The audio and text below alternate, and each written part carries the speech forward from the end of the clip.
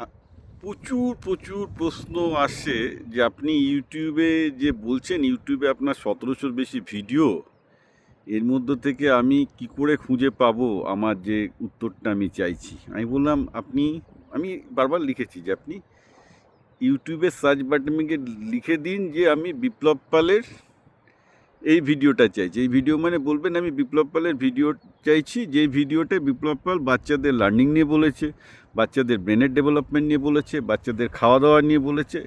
আপনাকে জাস্ট একটা বাংলা সেন্টেন্স বা ইংলিশ সেন্টেন্স ঠিকঠাক লিখতে হবে। আমি আজকে একটা টেস্ট করে দেখেছি, ইউটিউব খুব সুন্দরভাবে আমার ভিডিও তার পাশাপাশি আরও অনেকগুলো ভালো ভালো ভিডিও দিয়ে দিচ্ছে। আমার ভিডিওতে বেশি থাকবে যেহেতু আপনি লিখে দিচ্ছেন বিপ্লব পালের ইয়েতে। সেখান থেকে আপনি সব পেয়ে যাবেন। আমি আজকে ভাবছিলাম প্লেলিস্ট বানাবো কিনা। প্লেলিস্ট বানানোর কোনো দরকার নেই।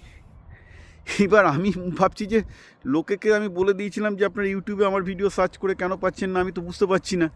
অনেকে বলছে, তারপর আমি এখন যেটা বুঝতে পারছি ও হরিবোল, লোকে তো একটা বাংলা সেন্টেন্স লেখা বা একটা ইংলিশ সেন্টেন্সই লিখতে পারে না অনেক ক্ষেত্রে। মানে ধরুন আমি তারপর একটু সার্চ করতে গিয়ে দেখলাম যে অনেকগুলো স্টাডি বলছে যে বর্তমানে যে অবস্থা চলে এসছে, মানে গোটা ইন্ডিয়াতেই, ওয়েস্ট বেঙ্গল ভুলে যান, গোটা ইন্ডিয়াতে 5% লোক ঠিকঠাক একটা সেন্টেন্স লিখতে পারে। আমি এটা নিয়ে আরেকটা ভিডিও করব। আমি মানে স্ট্যাটিস্টিক্স পড়ে পুরো অবাক। 5% লোক মোটে ঠিকঠাক একটা বাংলা বা ইংলিশ সেন্টেন্স লিখতে পারে। This is the situation.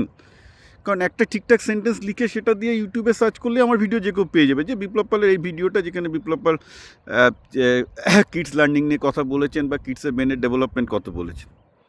মানে এইটুকু করার মতো ক্ষমতাও অনেকের নেই। Just can think of